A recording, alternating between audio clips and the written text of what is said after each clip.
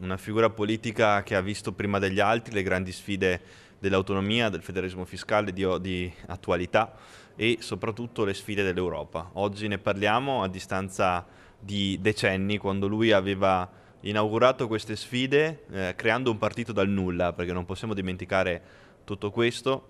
E quindi ci mancherà una figura visionaria capace di vedere lungo, e penso che riuscire a guardare queste sfide con anticipo sia una delle principali caratteristiche che deve avere un politico.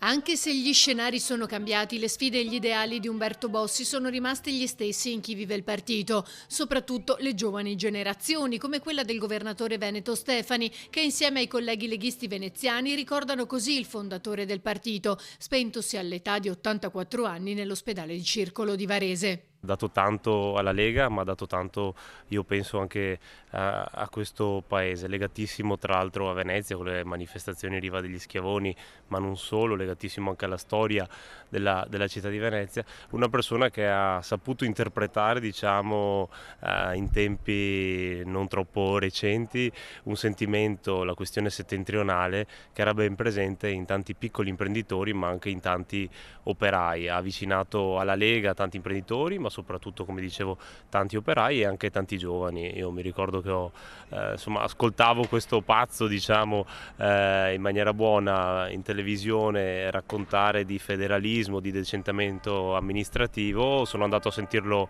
a Venezia e sono rimasto colpito. Umberto è stato la persona che ha fatto nascere la Lega Nord, la persona che ha dato una speranza al territorio, è stato colui che ha saputo aggregare tutte le persone, ha fatto qualcosa di straordinario. Io a Bossi ho voluto bene ed ho un bellissimo ricordo di politica vera, viva, di politica di territorio, di grande politica. È una persona corretta e coerente.